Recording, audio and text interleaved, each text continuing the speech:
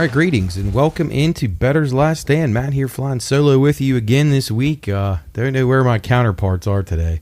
I got 4 sidekicks and none of them are available, or they forgot we taped the show or something like that. But anyway, that's okay. We're going to talk some sports betting here in the next hour and a half, and we'll be joined by Sam in the third part of the show, talk some racing with him, get his thoughts on the wild Chicago street race in downtown Chicago this Sunday for NASCAR. It was quite an event. If you were able to watch it, it was action-packed and just loaded with crashes and intense things happening all over the track as people got acclimated to it for the first time. Drivers had never been on it, and we had a first-time winner, and we'll talk more about that in the third part of the show. But coming up today, we got some MLB talk, and go through a few things going on in Major League Baseball, talk a little bit of the offseason, NFL, NBA, NHL, as the free agency starts to heat up in basketball and hockey. It won't be long. It's already July, and happy belated July 4th for people that watched this. We're watching this on Friday. July 4th fell on Tuesday this year, and hopefully everybody had a safe and happy 4th of July, Independence Day, and was able to celebrate the birth of our wonderful country, which provides us with so much of a quality of life that we probably would never get anywhere else. So, including sports betting. So, although that's been around in Europe and those places for a while, so can't say that we invented that, but we've taken it to a new level, hopefully, and we'll continue to try to keep getting you winners here on Bettor's Last Stand. So it's great to be with you guys again. We were off last week. The production guys were in the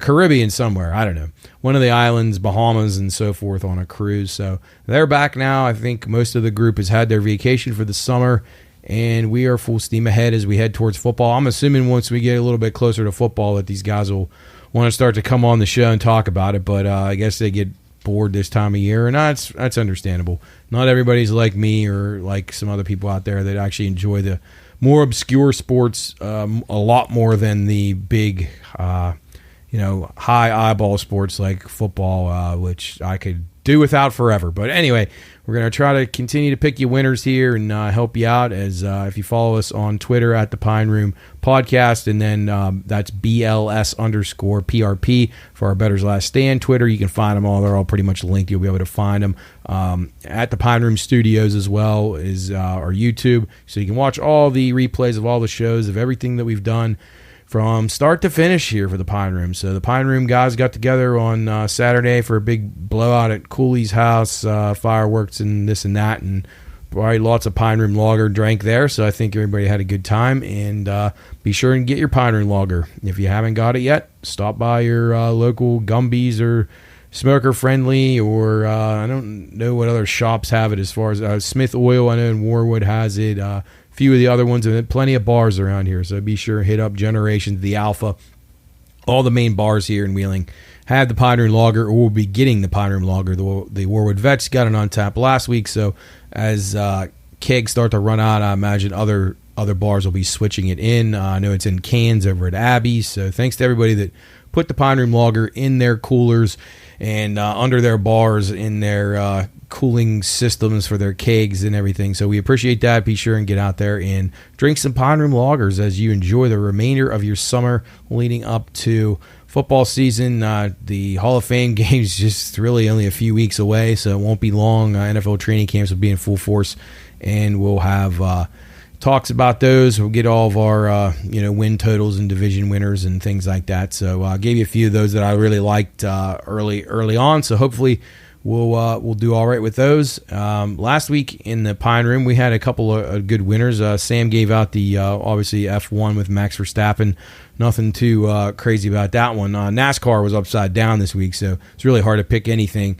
Although Sam did call the winner about, I don't know, 30, 40 laps to go. He told me this guy's going to win if he doesn't get wrecked, and sure enough, he did, which was pretty cool. And then 2 weeks ago, he had a winner, Ross Chastain, 13-1, so a good win there. I had the golf winner last week, Ricky Fowler, 16-1, and Aaron Rye was a top 10 finish with a pretty good price as well for us. So not bad in the golf. AFL started out really hot this week and then stumbled to the finish line. I think I lost all 4 on Sunday morning, so not good, but we were over 500. So if you're keeping up with us, AFL on the season, we're doing pretty well. So hopefully you're enjoying those games as much as I am, as I'll talk about that here in a little bit later in the show.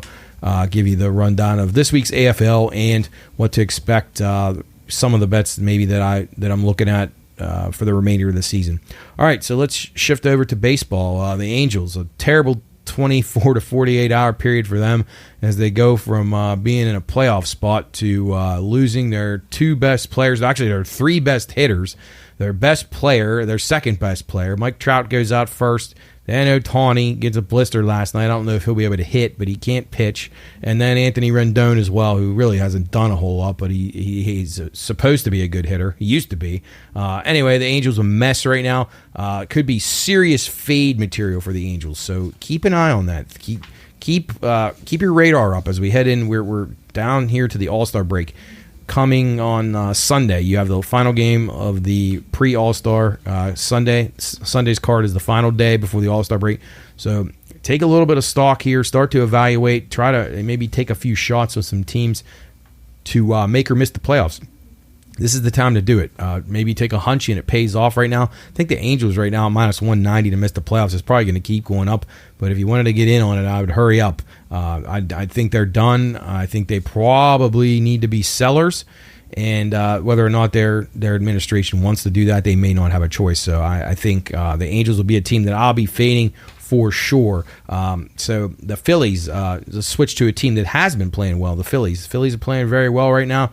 Plus 110 to make the playoffs. You may want to jump on that right now. The National League, there's some teams that are starting to falter a little bit. The Central Division is now looking like maybe a 2-horse race. The East, the Phillies are coming now. So, they're not going to catch the Braves, but who is? The Phillies right now look like a serious contender to make the playoffs. I think plus 110 is a great price on them. I can't believe their pitching has held up the way it has here in the last month. They've really got great starting pitching out of nowhere.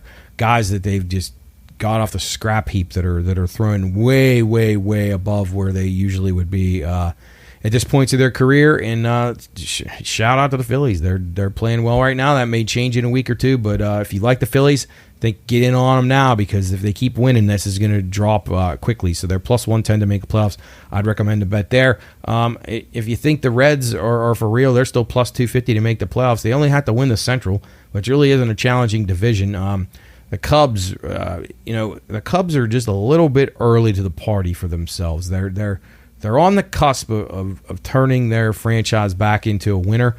And they just don't know how to win late inning games. So they choked one away the other night against Milwaukee. They choked another one away last night against Milwaukee, but they ended up winning in extra innings. I still think the Cubs have a run left in them. If they can maybe make a couple of moves at the deadline, I think they're contenders. So I wouldn't rule them out either, 4-1 to make the playoffs. But that's basically going to come down to who can win that division. Cubs, Reds, both plus prices right now. I think if you like them, take a shot. I'm not a Milwaukee guy. They're minus 135 to make the playoffs. I would bet them to miss the playoffs at plus 115. They just don't hit enough. Their starting pitching has not been as good as it has been. Their bullpen's good, but you're not just going to win with the bullpen. You got to be able to score runs in October in these key games in September, and the Brewers just can't. They're offensively challenged. So unless they go out and get a bat at the trade deadline, I am very, very, very against the Brewers. So don't think they win it. I think the Reds continue to play well. If they want to add a couple pieces, they probably could. I'm not sure how wild they'll be about doing that as they protect for the future, but the Reds worth a look. Team in the American League I like to miss the playoffs, the Twins, plus 190 to miss the playoffs. I think the Twins suck. I know they've won some games lately, but they're not. Their pitching is not very good. Their bullpen is not very good, and their lineup is not very good. I'm very against the Twins as well, so I'll be fading the Twins. Plus 190 to miss the playoffs, I think, is a really good bet right now. I think Cleveland shows. Like, if you're watching the games against the Braves, Cleveland is showing that they are a team that's possibly built for playoffs if they just had a little bit more hitting. Their bullpen's not bad. It's improving from the beginning of the season. They're starting pitching. These guys are starting to come together a little bit. Guys are getting healthy. Bieber was pretty good until about the third time through the order last night, and he started to get hit a little bit. But they're making some improvements. And Terry Francona's got health issues, but he's still got his finger on a pulse of the team. And I think he's a good enough manager that he can kind of get them over the finish line. And you're only going to get one team out of that Central Division.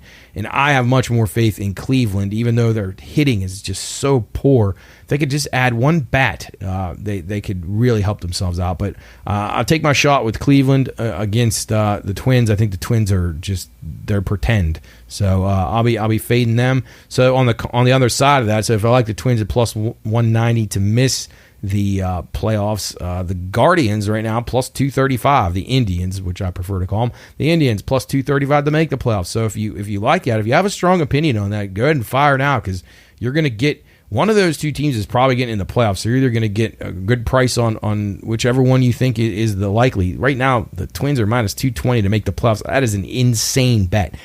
Even if you like the Twins, you can't bet it at minus 220. That's absurd. They're gonna have a little setback at some point, and you're gonna end up getting a plus price. So wait for that if you want the Twins. If you want the Tribe, get on them now is what I would recommend.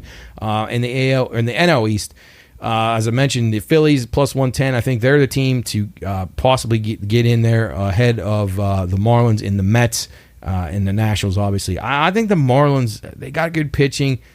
Bullpen worries me a little bit, and they just don't hit enough. They don't hit enough to be able to win. They're a team that, like Tampa, they're good at home. They hit a little better at home, which is to be expected.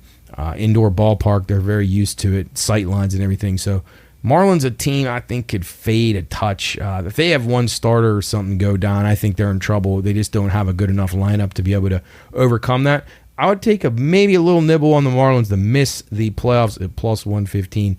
I don't love that bet. I think they'll hang around because they do play fundamentally sound baseball, so they probably will be in a lot of games, a lot of one-run games. But I don't love them. I think that they'll fade, and I think the Phillies are coming on strong. So I'll be back in the Phillies there. Let's see, anything else in baseball? I don't think that was any. I thought, if you're looking at to make the playoffs. You have the Cubs at 4-1, and right now they're 880 to win the division. Don't think that's insane by any means. And the Reds right now about 2.5 to 1 to win the division, and about the exact same to make the playoffs. As you figure, if they win a division, they're going to be the only playoff representative. So either way you slice it, whether to win the Central or to make the playoffs, you're getting the Reds at plus 250. Reds are good. If their starting pitching holds up, maybe they add a bullpen piece, and they can possibly be a contender. So, baseball getting to the All-Star break, we'll have breakdowns of the Home Run Derby and stuff. We'll probably talk about that next week. Not that anybody will really be interested in that, but I will have picks on Twitter. They're doing those brackets for the Home Run Derby tonight, so I really couldn't give you anything yet. And we'll have the All-Star game on Tuesday as well. So be sure and check our Twitter, check our social media for some of the picks that I like early next week for Home Run Derby and the All-Star game. I don't even know what to expect yet out of the All-Star game, but the Home Run Derby should be all right. They've made it a little bit more exciting in recent years, and there's some good betting opportunities with some live betting and some underdogs that have overperformed, at least in the early rounds, to give you a chance to get some lock some profit in. So that's a good thing as we head to the All-Star break. Hard to believe. Braves up 18 games on the Mets, if you can believe that. That gigantic payroll of the Mets is not paying off at all. Braves get 8 All-Stars, most in franchise history, which is pretty cool. And they're minus 190 right now to be the best team in the big leagues by the end of the season. So still a lot more to come into baseball season. We're just getting to about halfway. It's a little bit more than halfway. The teams have played a few more than halfway, actually. But things to keep an eye on. The Pirates up and down. They beat the Dodgers last night and they come from behind win. But they're just not a very good baseball team. They're okay. They'll be streaky. They'll win some here, win some there, and then go on a 7-game losing streak. So don't expect a whole lot of the Pirates. We're going to we'll have had Cody Duncan on from the Rum Bunter website. Rum Bunter website to give his breakdown of the Pirates, and then the Pirates draft on Sundays. They're the first overall pick, and it looks like they're going to take the cheap route and not take either one of the kids from LSU. So it's quite fitting for them, as they did that with Henry Davis as well. A few years ago, he was probably the 6th or 7th rated guy, and they took him first because he was cheap. But that's Pirates baseball, so we'll get Sam's thoughts on that, and I'm sure that Jarrett and Coach, whenever somebody gets back here on the couches with me here in the studio, we'll talk more about the Pirates down the stretch. But not going to bore anybody with that today. Let's shift over quickly to the NFL. A couple of NFL bets that I thought were interesting to make the playoffs. I find it amazing that the Bears are plus 155 to make the playoffs. I think they should probably be more like plus 855. Bears, Packers, I do not like these teams. They're not good teams. Their quarterback play is going to be suspect. Their coaching is very suspect. I'm going to be fading them. I read something this morning that that right now the Lions, Lions, Jets, and Bears are taking the most public action right now on future wagers. So that's to win the divisions, to win their conferences, to win the Super Bowl. The Jets I can kind of see, but they have no chance. No chance to win in the AFC. And the Lions, terrible division. They should be better, but they got guys suspended. They got something going wrong up there as far as player behavior goes. And then the Bears. If anybody watched the Chicago Bears last year, they may have been the worst team in the NFL ever. They were absolutely terrible. And they had a guy who's a running back playing quarterback. And if you think a running back can play quarterback and you think it can succeed in the NFL today, then bet the Bears. But if you are like me and you think you need to throw the ball to be able to win, I would be fading the Bears heavily. The Falcons, another team, hard to imagine to me the Falcons making the playoffs. They're plus 105. That's it to make the playoffs right now. Minus 125, no. I think that's like a suitcase bet. That and the Ravens over their 9.5 wins, I think, or take every dollar you have and bet them on them. I also think if you're going to nibble around some teams that maybe have a little bit better upside or getting ignored. The Vikings had all those games go their way last year. They weren't very good, so they might be a little bit better this year on defense. They added a couple of pieces on offense as well. You know what you're getting from Cousins. They're even money to make the playoffs. That division, I have no faith in the Packers or Bears, as I've said many times. The Lions still worry me. They just don't know how to win. The Vikings might end up winning that division again, and that's an easy lock-in plus price winner right there with the team that's not any worse than any of the other teams on paper in that division. So I thought they were interesting. And I know everyone that watches this thinks I'm insane for continuing to say that the Bengals aren't that good, but they're in my opinion, are not. I think the Bengals could miss the playoffs. I think the Bengals will be very close to being back down in the gutter of the AFC North here very soon. They're going to lose some of their players on offense, and once Burrow doesn't have all these weapons to throw to, I don't think that they'll win anymore. I don't like what their defense is at all. I don't think their offensive line is that much better than it was 2 years ago. I'm just not a believer in that team at all. I think Burrow is dressed up and fake, and we'll see. We'll see if I'm right or wrong. But I expect the Bengals to continue to fall. Everybody will say they could have made it back to the Super Bowl last year. Well, they didn't.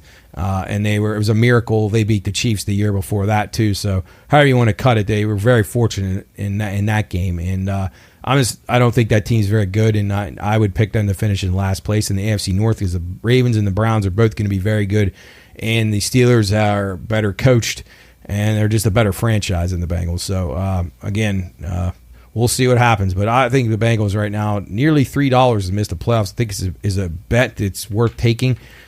If you're a believer like me and they're not that good. So we shall see. I don't mean to upset any Bengal fans out there. I got nothing against the franchise. I just don't think Burrow is what everybody else thinks he is. NHL free agency came and went. It was incredible. On a Saturday afternoon, you had about 50 different things happening within like a minute period. Actually, it might have been 100 things.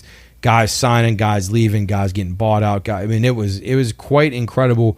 I was busy, so I didn't get to follow it real time. But, man, when I was catching back up on how quick this stuff happened, Penguins make a few moves, cut some salary. Brian Dumoulin's gone. They bring back Jari, which I'm going to get Sam's thoughts on. I think it was a terrible, terrible move. But we'll expand on it more, talk about it on the radio. I want to get Chris's thoughts on it I think it was an awful move. But the Penguins right now are lined up to maybe get Erik Karlsson in a trade. I'm not sure how they're going to swing a guy that makes $11 million a year. But the Sharks are apparently going to pay for some of that contract. So we'll see if Kyle Dubas can make that happen. Penguins look to be a little bit better on paper as far as their top two lines go, and their a little bit more depth in their bottom two lines. But the goaltending is going to be a problem. Jari is talented, but he's a loser. He's proven that time and time again. He's just not a winner. And if you don't have a winning goaltender, a guy that at least carries himself like a winner, you're just not going to go very far in the playoffs. I don't care how good your skaters are.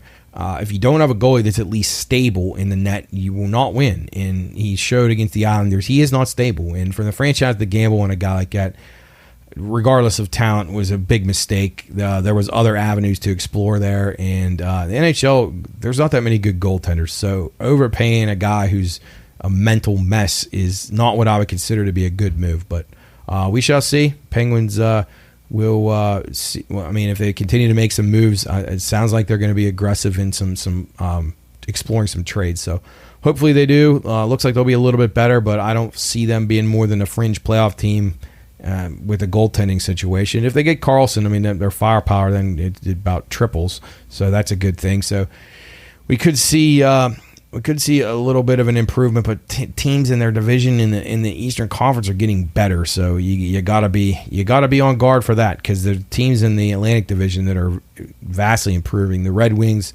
the Senators, the Sabres. These teams are getting better. I think Washington's going to be a lot better this year. I loved what they did towards the end of the year. They kind of rebuilt their roster, kind of scrapped last year to rebuild for this year, to build around Ovechkin one more time to maybe make another run. I think they're going to be a lot better. And you have to figure Carolina's going to be solid. The Rangers are solid going forward. The Devils, we saw what they can do. So it's just a lot of teams in the East that are going to be really tough to beat. So we'll keep an eye on it. We'll talk more about it on the radio. Be sure and join us every Monday, Tuesday, and Thursday on WKKX, WVLY, the Watchdog Network. We're down the hallway here from our studio in the Watchdog, the revamped studio. It looks great, so we're happy to be on the air for 7 hours a week now with the Watchdog team, and hopefully you're enjoying the radio program as well as Bettor's Last Stand, as well as the Pine Room Podcast, and as well as Soup and stuff. So keep us tuned. We'll try to continue to provide you good entertainment and try to find you winners. Let's shift over quickly to the tennis right now. Tennis, I got it on right now. I'm sweating out a women's tennis match right now that I could use a break for to get me a win here, or at least a push, actually, is what I'm cheering for. Because I had Coco Gauff over Petra Kvitova to go further, and Kvitova right now, Gauff was eliminated in the first round by Sophie Kenin, who's on her way back, former Grand Slam winner. I knew it was a tough draw, and still went with Coco because I thought she was playing well, and she did not adjust well in that match, and Sophie Kenin took it to her, and I got Petra Kvitova. I'm against Petra Kvitova, and this Paolini girl, the little young Italian, is close to winning the second set here to give me a chance to go to 3 and to push in that bet. But the women's side of things has not gone very well for us. Daria Kasatkina, 7-1 to win quarter number 1. These were all plays that I put out on Twitter last week. We didn't have a show last week, so I wasn't able to get them to you. Hopefully you saw them. You can still get on them right now. Kasatkina, 7-1. She's already into the third round, so it's strange. They've had all this rain, had all these issues with getting these matches in. Some of these people are still playing their first round match, which is what I'm watching right now, while others are already into the third round. So depending on the top or the bottom of the draw, to make sure that the players are on the same days of rest and everything, they have to do it that way. But it's chaos over there with the rains and some of the decisions. They had the roofs open this morning on a few of the courts that have roofs. I don't understand that at all. And Kvitova just tied it at 5. Damn it. But anyway, Kasatkina in quarter number 1 for the women was a 7-1 pre-tournament play. Elena Rybakina, the defending champion, plus 150 to win Q3 and to reach the final. I have her 3-1. So those are two good bets. Samsonov lost. She lost in the first round. Had her to win Q2. So that's a loser. And then Maria Sakkari. God, I feel bad for this girl, but she may have to retire. She's got the yips. She can't play. She's as talented as anybody. She was a top 5 player in the world. She's made it to two Grand Slam finals, I believe. Didn't win either one of them, but she has lost it mentally. She can't win. She was up 6 love. She won 6-love in the first set. Won the first game of the second set, and then absolutely fell apart and got crushed. She got crushed 6-2, I think, in the set number 2, and then 6-2 or 3 in the third set. I don't know what happened to her. I don't know what's wrong with her. But I know she struggled with mental issues before. But man, she's all the talent in the world, and she just can't put it together. And she's a loser. So there's 2 losers we had in the futures, and then we're hoping for a push on this one. But we got Carolina Garcia over Ons Jabeur, who will go further. They're both into the second round. So there's where we stand in the women. On the men's side, Novak Djokovic into the third round already. He's cruised. He's going to win this tournament, barring an injury of some sort. I just don't see how it's possible, and I don't know why odds makers continue to price him the way he is. I'm sure he's probably about -$2 right now or more. But if you got in on him at around 150, it's probably a good price. I mean, it's barring injury, he's going to win. Q1 for the men, I have Francis Tiafoe, the American, playing really well right now. He won in 3 sets today, so that was a good start at 12-1. So that was a good-looking ticket right now. Cam Norrie, the great from Great Britain, 10-1 to win Q2. So these bets are still playable right now. They're a little reduced, but you can still get in on them. Taylor Fritz won as well. He hadn't been playing very well. We have him to win Q3 at 5-1. He's got to play Ymir next, though, which is going to be a tough match. Maybe an over in that play if you see this in time. I don't know what the weather will dictate. And then Djokovic to win Q4, -$4. You don't want to bet that now. He's going to win it. Hurkacz to reach the 4th round. He is already into the second round, so that one's a good live ticket. You can go check all these on Twitter at BLS_PRP or at the Pine Room Podcast. You can find them there as well. Exact finals. These are worth betting right now. Those Tiafoe, Norrie are probably still worth betting in Q1 and Q2, but these exact finals outcomes, if you can still find these, they're worth betting. Djokovic against Norrie, 35-1. It's probably going to be about 25-1 now, but still a very good chance. And then Djokovic against Tiafoe. I think both those players, Norrie and Tiafoe, can make runs and possibly get to the finals to face Novak, and I don't think anybody's going to beat him, but if you could get it there, if you can line that up, you almost have one of the half of the final almost a guarantee or close to it.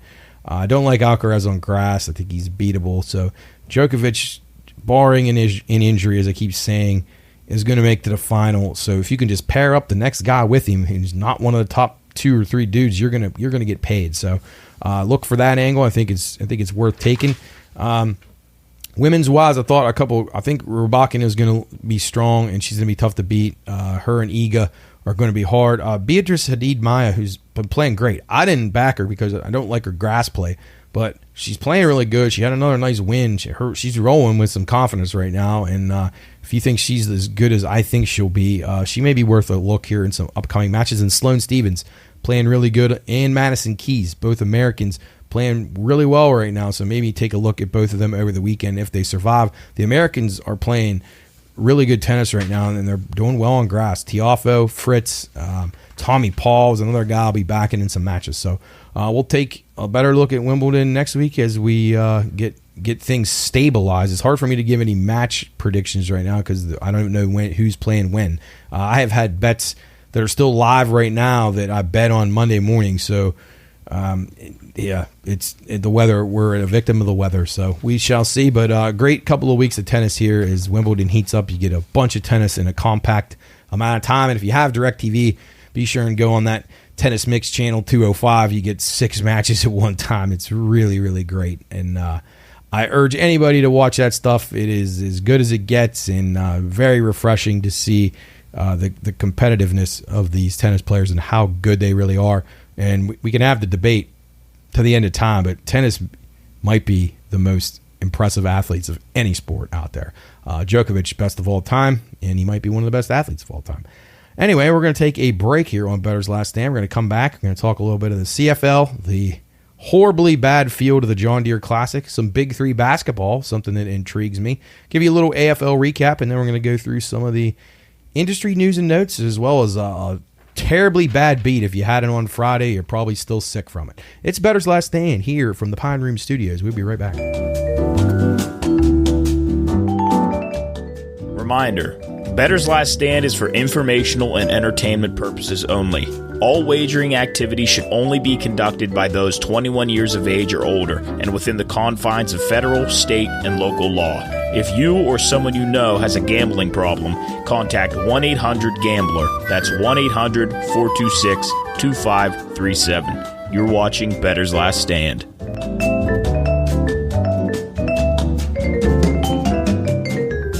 All right, welcome back in to Bettor's Last Stand. Matt here with you, flying solo. Chris, Coach, Luke, Cooley, everybody's out doing something better. But I got you covered here as we talk sports betting here on the next two segments. We got a loaded show still to come. We got Sam coming on in the third part of the program, talk about racing from last week and this week and what he's expecting, as well as get his thoughts on the Pirates, the Penguins, and various other things going on in sports. So we appreciate him being willing to join us on a regular basis now. It's been really great to have Sam, and we're gonna talk some interesting occurrences here before we get to the CFL John Deere Classic and the Big Three basketball.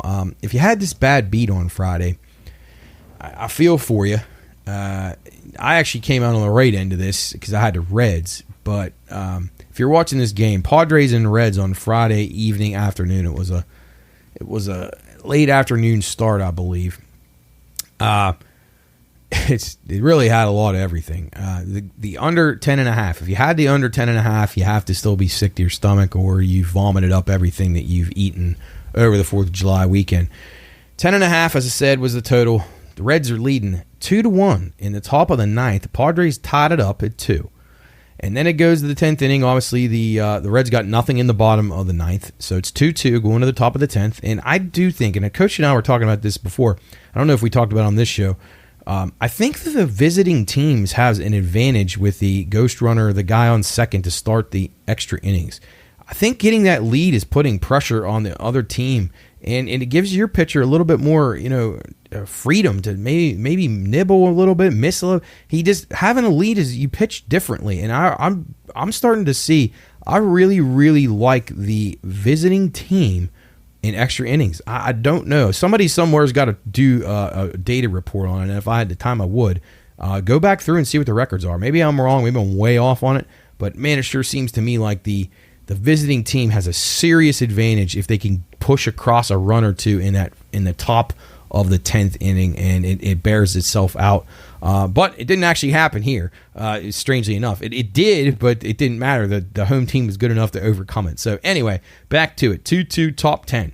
The Padres put 2 across in the top of the 10th inning, but then the Reds, down to their last out, hit a 2-run, actually their last strike and their last out, hit a 2-run homer in the bottom of the 10th to tie the game at 4. The Padres get 1 in the 11th to make it 5-4.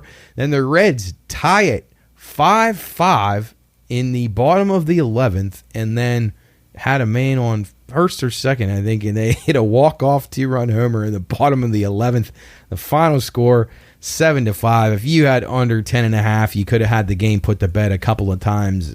Just a sick way to lose. And if you had the Padres, it was a sick way to lose. You tie the game, you have 2 leads in extra innings, one of them a 2-run lead, and you can't hold it. And the Padres got a lot of problems. Bob Melvin's the biggest problem. I think he probably should have been fired. Him and Showalter should probably be down by Perkins with those signs, or over by the bridge coming off from the island to downtown Wheeling, asking people for help because that's what they need. But anyway, terrible beat there. I feel for you if you had that one. You can find them every night in baseball. You could talk about 20 different games that had bad beats. Let's go industry news and notes. Last week, well, actually, we didn't have a show last week, so LSU's won the College World Series. Since we last talked to you, Birmingham won the USFL championship. They defeated the Pittsburgh, what the hell is their Pittsburgh Maulers? Is that what they're called? I don't know. Anyway, they defeated Pittsburgh at Hall of Fame Stadium, and Pittsburgh just okay. But USFL, so-so, not a terrible product. This is interesting. Florida court ruling takes positive steps in sports betting in the state of Florida. The Seminole tribe are pleased and now are determining the next steps to bring sports betting to Florida. I actually have a good contact down in Florida, the guy that is running the whole sports betting landscape for the Seminole Hard Rock, and I'll probably get him on the radio show at some point, so look forward to that. But I won't want to bother him right in the middle of this thing. I want to kind of get it once it's on paper and then he's getting prepared. I'm sure they're going to probably try to make a move for NFL season. If they're not able to do that, then I would expect it to be the spring and March Madness. Nebraska went live 2 weeks ago, the 34th state to legalize. So the Huskers out there, Husker Nation, they can bet on their Herbie Huskers and watch those boring Big Ten games. Just bet the Iowa and Nebraska game under for the rest of your life, and you'll probably be in a good spot. But congratulations to Nebraska. NFL had 4 players suspended, 4 more players for gambling violations, and 3 of them for probably the whole 23 season, as they have had indefinite suspensions. Isaiah Rodgers of the Colts was reportedly betting on his running back props from his own team. I don't think that's a good idea, but so that's an interesting angle, betting $1,000 on your teammate to either go under or over. You could probably say he had some inside information on the game plan, but yeah, these guys just sometimes the decisions that these men make are quite staggering. NCAA, on the other side of things, the NCAA has amended the penalties for student athletes who gamble. This used to be like a huge thing, and now they just don't care. Increasing leniency, basing punishments on amount wagered. So I find that crazy, but hey, NCAA has become maybe the most liberal and progressive organization on the planet. Just incredible, the things that they've done in the last few years that 10 years ago, even 5 years ago, you never think about doing. But so now you can pretty much gamble. I don't know what the restrictions are on kids gambling. Again, I don't think it's an issue if they're not gambling on their own sport, but you know, these are kids. I mean, these NFL players make mistakes. They're going to make mistakes too, and I'm basing it on the amount bet is quite interesting. But NCAA continues to baffle when they don't necessarily make the most logical decisions, and they never really have. They used to make coaches and teams go on probation when a guy would buy his team dinner, and they acted like that was a violation. Those idiots. And now you got kids that make more money than the coaches at some of these places, and they can gamble and they can switch schools. They can go to 5 different schools in 5 years or 5 different schools in 4 years. NCAA, no credibility at all. Major League Baseball. This is a really good stat. Major League Baseball, just 9% of the games right now in Major League Baseball are lasting over 3 hours. That is outstanding. The product has definitely improved. It's still hard to pick winners, but the product, watching it, has been much, much better. The games go a lot quicker. They're just played at a much faster tempo and just much more enjoyable. That's down from that 9%. Down from 57%. So 57% of games last year went over 3 hours. And in 2021, 67% of the games went 3 hours or more. A 9-inning game goes 3 hours or more, 67%. In 2021, 57% last year, and just 9% this year. So finally, I can compliment one of these sports leagues. The Major League Baseball got it right with these rule changes, at least as far as the pitch clocks, the batter clocks, the hold-ons for the pickoffs, and the throw-overs, and the bases. I don't know if that one makes that much of a difference, but it's a much better product, so we'll give them that. They got to get the umpire situation fixed up, though. Too many inconsistencies with these blocking the plate calls and these strike calls. If a strike's a strike, it needs to be a strike all the time. They've got to get robots. They've got to get robots to do the plate. I would prefer that they do all angles of the field. That'll happen someday, hopefully. But these old bastards can't see behind the plate, and they need to be put out the pasture and put down. It's enough is enough. I've seen it too long. These umpires can throw guys out of the game when they're wrong and the player or manager is right, and it's just not okay.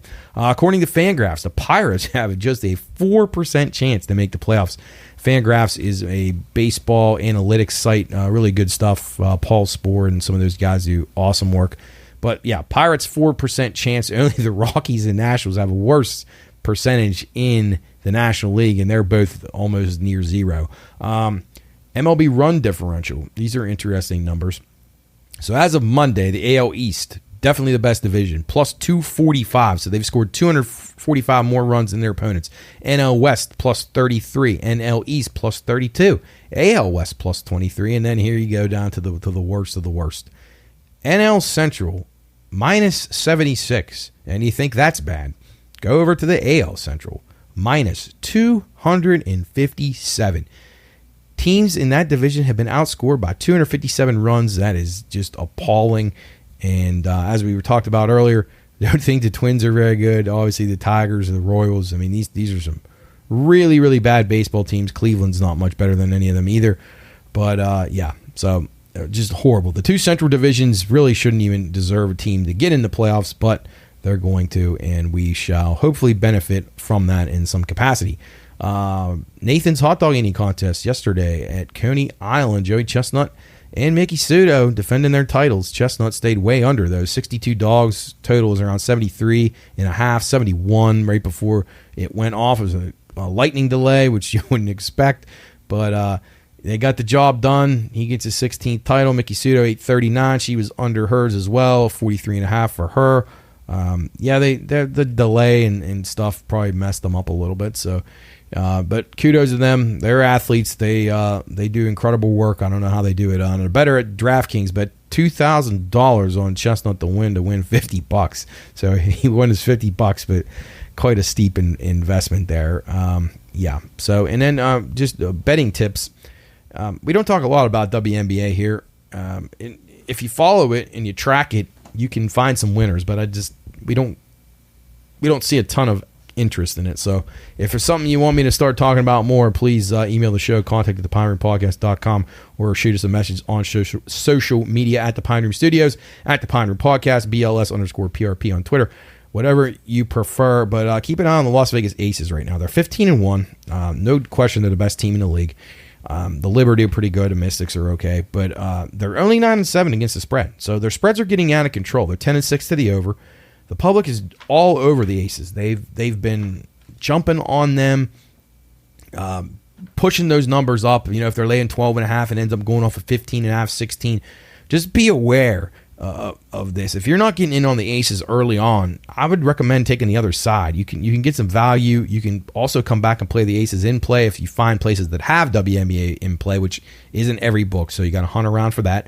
But the Aces, they're by far the best team, but they're just playing around right now. Like they lost their chance of going undefeated. They lost their one game, but they're probably not going to lose more than maybe once more the rest of the season. But I would consider looking at dogs against them. Whether it's in play, even at halftime, whatever. But just try to find some value. Don't just think, oh, the Aces, they're unbeatable. Well, they are unbeatable almost, but they're not uncoverable. Like they can be covered on, and they're not covering. I mean, they're only 9-7, so they're just be aware. Just because they're good doesn't mean you have to bet them. The point spread is the ultimate equalizer, so you got to remember that. And the books, they were loving this. Just keep taking all that money in there, and if they keep treading water like this, I mean, they're gonna do all right with a team that is one of the best teams in WNBA history. So don't be one of the ones that gets caught off guard with that and loses money just because you got a bad number on a team that's very good, and the number just goes up 3 and 4 points before you can even blink. All right, let's jump over to Canadian football really quickly. Last week was week 4. We got week 5 this week. Last week the unders were 2-1. The favorites were 2-1. You had Ottawa over Edmonton. You had Winnipeg over Montreal in a low-scoring game, and then you had BC and Toronto going at each other on Monday Night Football out of Canada, and Toronto put it on. Toronto might be the best team right now. They're 3-0. They looked really impressive. I watched a decent amount of that game because I actually had BC minus 3.5, and they got just tormented by Toronto. BC scored some points, but they couldn't stop Toronto. Toronto was very impressive on offense. Don't really love anything in here. I thought Hamilton was worth a look on Saturday. I'll have some more finalized picks on our Twitter, so keep an eye out. But I thought Hamilton maybe on Saturday against Ottawa. Both the teams not very good. Hamilton needs this. They're at home, laying 2.5. I'm probably going to go with the Tiger Cats. And then on Sunday, I think the Lions will bounce back. Like I said, they didn't play terrible. Offensively, they were okay, but their defense was terrible.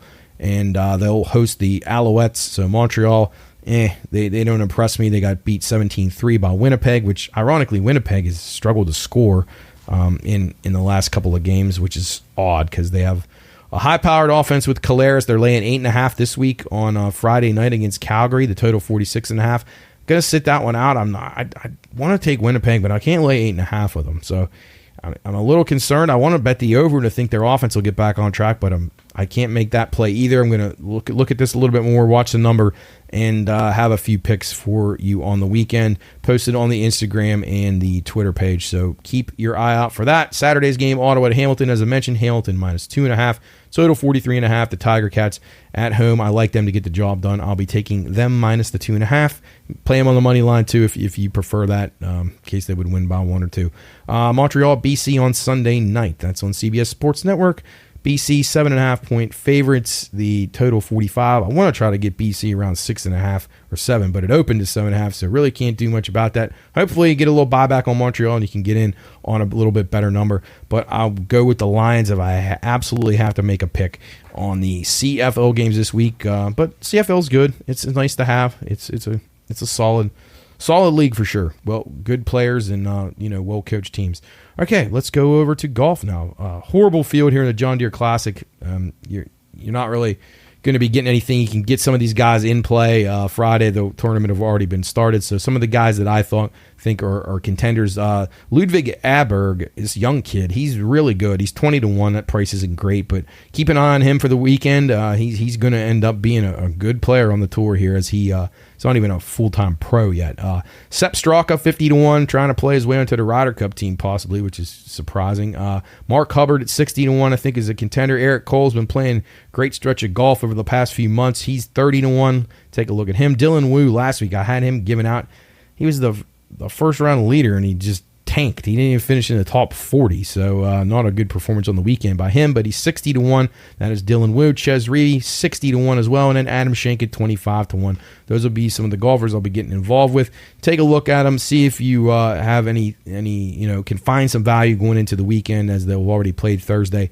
But the John Deere Classic, just a horrible tournament, as most of the guys will be going over and playing some of the European Tour spots, Scottish Open, getting prepared for the Open Championship in a couple of weeks. So that's why John Deere the field's never been good, and it's just about as bad as ever this year. So, but you can still find winners. There's still winners out there to be had. It doesn't matter who plays in them. Plus prices are available. You can jump in and you can maybe find a big bomber that'll put some money in your pocket. That's what we're trying to do here on Bettor's Last Stand. We'll continue to. Jumping over to Big 3 basketball. Now, this is the product that I've been very impressed with. It's the 6th year of this stuff. Ice Cube runs the league. He's a really good businessman. They've grown this league incredibly. The sponsorships are awesome. The pay is really good. The basketball is good. And I'm very partial to 3-on-3 basketball. I think it's a more natural form of basketball as far as what basketball has become today. You get screening, you get movement without the ball. You have to. There's only 3 players on each team, and you're playing half court, so you don't have all the luxuries of cherry picking and high ball isolations. They're 3 people, so you don't have a ability to drive into the paint and take your pick of 3 different shooters that are out there. No, you don't have that. So these guys have to rely on ingenuity, basketball instincts, high basketball IQ. The product is really good. I know people will make fun of it, but it is really good. If you give it a chance, it is a really good product. They play to 50 points. They win by 2. The gameplay is good. You get a lot of ex-NBA guys. You got guys almost, I think some of these guys, Katino Mobley and a couple of other guys, I mean, they're pushing 50, some of these guys, but they can still play. Like they don't have to run up and down the floor, and they don't have to guard guys, these superior athletes in the open floor. And it's a different game, but it is good basketball. Say whatever you want. It reminds me of just good pickup basketball in days when I played, and people older than me, when basketball was still what it was supposed to be. Good motion, screening, and just great teamwork. And you got to work together. When you only got 3 teammates in a small space, you got to work together. I give people, I recommend giving this a chance. It's on CBS a lot. You can watch it on Paramount Network. it's a good product. And if you start studying it and you start learning the teams, you recognize a lot of the players from the NBA in the past. And they're guys with good smarts. These aren't going to be your top tier athletes, but these are guys who played long careers, a lot of them in the NBA, because they were smart basketball players. And I like the product. I'm pleased with it, and you can find winners. And so far, gave out some winners last week on it. I think we were maybe 3-1 last week, and maybe 2-2 the week before that. So starting to get an idea. This week we have the games will be on Sunday, and they're from Barclays Center this week. They were in Chicago week 1, and they're in Dallas week 2. Every team plays one game each week at the various cities that they go to. So they rotate around, and they play, I believe, 6 or 7 weeks of regular season. Then they start going into their playoffs, and I think they're finishing in London this year, which is pretty cool. So this thing's growing fast, and you'll start to see it more and more. Ice Cube's done a great job with it, and I urge you to take a look. All right, so on Sunday, the Trilogy in the Power. I think, well, they don't have the game times yet on these, but they're all played in succession. So it's one after another. So there's no downtime. It's really good. Got a lot of NBA legends coaching these teams, and WNBA too. Lancey Lieberman, Lisa Leslie coaching teams. So anyway, Trilogy in Power. I like the Trilogy here minus the 2.5. Most of these totals going to be around 93.5, 94.5. Almost every game will be like that. As I said, play to 50, win by 2. So do the math there. They're thinking each game comes down to 2 baskets. They also have 3-point shots, which are further out than the 3-pointer. So it's pretty cool. And like I said, you got to win by 2. Triplets versus Tri-State. I like Tri-State minus 2.5. So that's the Trilogy, and that's Tri-State. 2 favorites that I like. Also like the Enemies. I had them last week. I think they're good. They had a bad break in the first week. They probably should be undefeated. I like them minus 2.5. And then I like the Aliens. They're 0-2. They're a foreign team. Most of their players are Serbian descent or from that part of Europe, Eastern Europe, Southeastern Europe. Take a shot with the Aliens. I think they can get the killer threes plus 3 right now. They're a pretty good, fundamentally sound team. I think they just had some really bad luck, but they're starting to get their legs under them, and I look for them to bounce back. So that's the Aliens, the Enemies, Tri-State, and the Trilogy. You can find all these on Twitter if you're not sure about the teams. But go to the Big 3 website. Check them out. Look at the coaches. Look at the rosters. See what you think about it, because it's a pretty cool product. All right, let's get on to AFL really quickly before we get Sam on the program here in a couple minutes. Actually, we have more time than I expected, so I'll drag this out. No, just kidding. We're going to talk with Sam about the F1 British Grand Prix and the NASCAR race in Atlanta, and then get his thoughts on Chicago last week and Alex Palou dominating right now in the IndyCar series, and he has a stranglehold on the playoff or the championship. They don't have playoffs in Indy, but the championship, and he's been incredible. Winner for the last 5 weeks, and just rolling right now. All right, AFL. So like I said, started out really well last week. We had the Brisbane Lions and over. That was a good winner. And then things started to crash down for us. Now, actually, we did all right at Saturday, Friday and Saturday, but then Sunday's games were a disaster, an absolute disaster. So hopefully you took Sunday off, unlike me, and you took the profits for the early weekend in the AFL. All right, so Thursday, not going to be a game we're going to talk about because you can't really bet it because it'll already be over, but I like the Richmond Tigers to return home and win against the Sydney Swans, who drew with Geelong last week. So look at the Richmond Tigers, but it won't matter. All right, Friday morning, this probably won't be out by then, but the Western Bulldogs playing some good football right now. They're a dangerous team. They are clicking on all cylinders right now. They're going to be a good playoff team. They're going to be in the finals, and I think they'll cause some havoc there. So we'll talk about them. They're 9-6 right now. They host Collingwood, who is the top team in the league. And I wish that you could hear this before because I think they'll beat Collingwood, and I like the game to stay under the 168.5. All right, so games that you'll be able to get action in on by listening to this show. The Brisbane Lions that I spoke about earlier, they're 11-4 on the season. This is a 11:45 first bounce on Friday evening. You'll be able to watch it on one of the Fox networks. The Brisbane Lions hosting the horrid West Coast Eagles. I gave you that one 2 weeks ago. West Coast to lose by over 100. They did more than that. They lost by way more than 100. They're an 82.5-point dog here on the road in Brisbane, and the Lions should absolutely destroy them. They crushed Richmond last week. Brisbane plays so well at home. West Coast actually hung around in a game last week, surprisingly. Covered a spread easily. But West Coast, they surrender points for fun. 186.5 is the total. Bet the over. Brisbane may score 200 themselves. It's very possible. With them clicking, if they get Charlie Cameron going there, Country Roads will be playing. They'll be scoring left and right. It could be ugly for West Coast. But, yeah, West Coast, I don't like them at all in this match. Brisbane minus the 82.5 and over the 186.5. That is on Friday night. Saturday morning, might as well be Friday night, so bet it before you go to bed. 2:35 a.m. or you get back from Generations after your IC cab ride, after you drink about 12 Pine Room lagers. You can come home and catch this game. Hawthorne at GWS, Greater Western Sydney Giants, and Greater Western Sydney minus 27.5 here. The total 172.5. Don't like either side here. I like GWS a little bit. They're pesky. Don't like them covering 27.5, so I will take the under. Hawthorne was just atrocious last week. We had them, of course, and they were terrible. I knew in the first quarter they had no chance of covering. Completely overmatched and had no bounce in their step. So we'll be going under 172.5 there on Saturday night, or Friday night. Melbourne Demons and the St. Kilda Saints, a early Saturday morning start, 5:25 a.m. These are two 9-6 teams. Both teams off of poor performances last week. St. Kilda barely wins against West Coast, who's just terrible. And then a really bad loss for Melbourne last week to GWS. They couldn't score. They only had 45 points, so it was really bad performance by them. They're on the road laying 15.5. I don't love it. I think both these teams are not playing very well right now, but I do like the under 160.5. I'd bet that down to even 158 or so. So Melbourne and St. Kilda under 160.5 on Saturday morning. Also Saturday morning, Gold Coast Suns and the Port Adelaide Power. The Power are the best team in the league right now, without question, in my opinion. People were still saying Collingwood. Collingwood is still the betting favorites. I disagree with that. I think Port Adelaide is much the best. They're off a bye. It's tough coming off a bye when the other team is in sync. They had a very hard fought and narrow win against Essendon last week, but man, it's the kind of game that championship type teams win.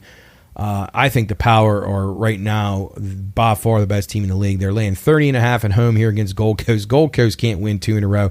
They're basically on a zigzag pattern right now. They were slaughtered last week by Collingwood. Just a horrendous pick by me. I thought Gold Coast had some momentum finally, and they did not. We'll be going over in this match and playing the Power minus 30.5, so that's over 155.5. Port Adelaide and Gold Coast, and the Power minus 30.5 as they look to go to 14-2. North Melbourne and Geelong. This is a Saturday night game. This is at Geelong. Geelong laying 48.5 at home. The total 170.5. Geelong got to get it going. They drew last week, 7-7-1. They're right on the cusp of the playoffs, but they definitely don't want to drop this game.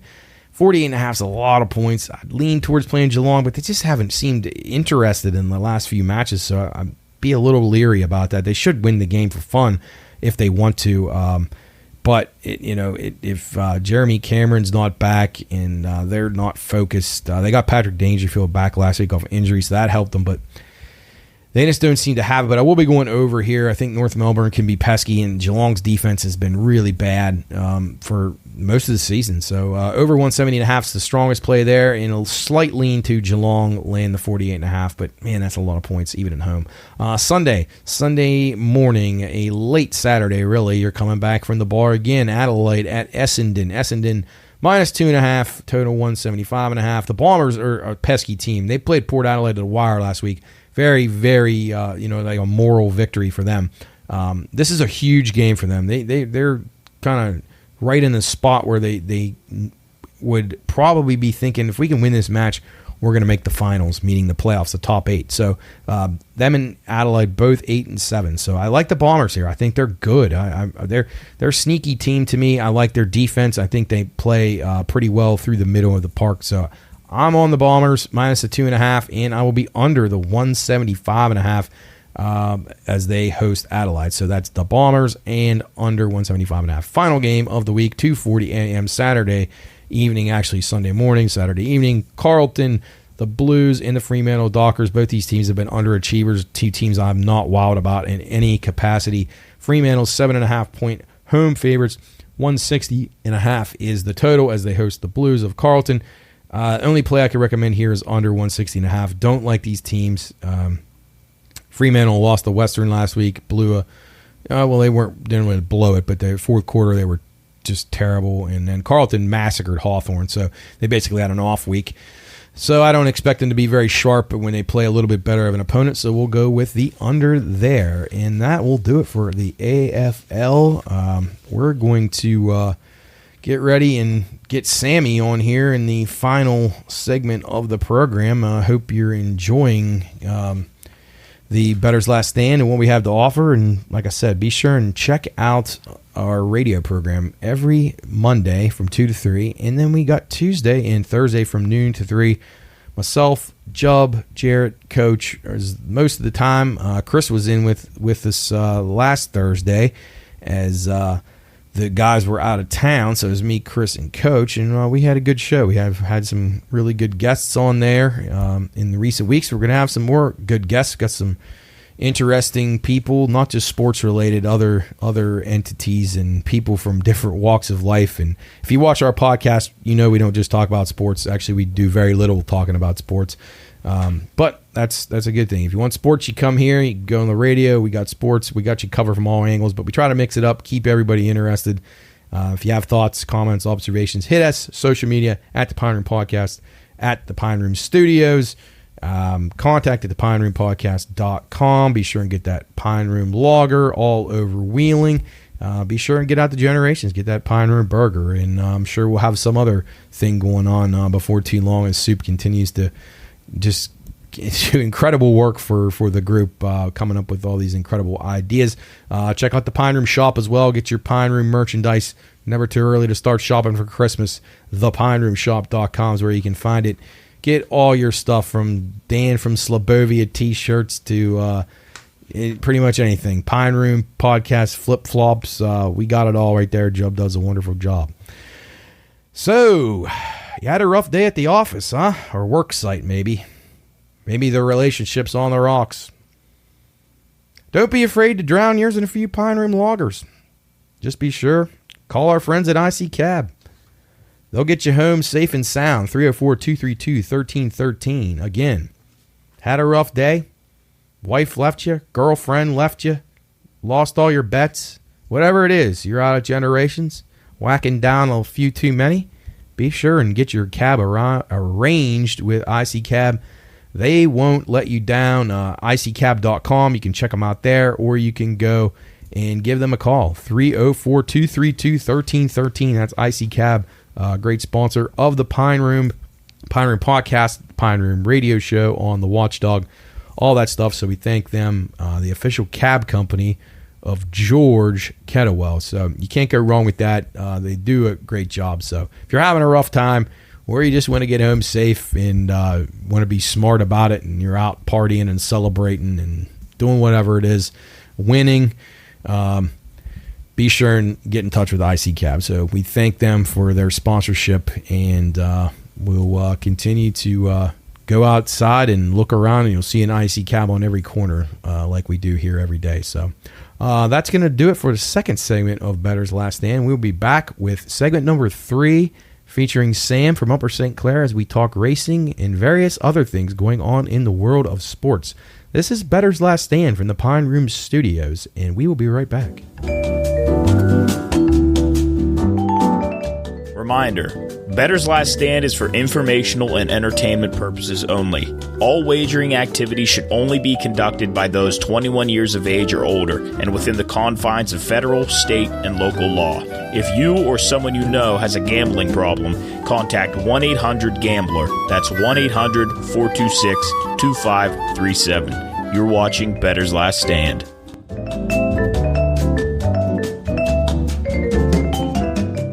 Unfortunately, we lost the audio for the third segment of Bettor's Last Stand this week. However, you can go catch up to all the audio on the 42 episodes of Bettor's Last Stand now out on our social media. You can find it wherever you listen to podcasts or on YouTube.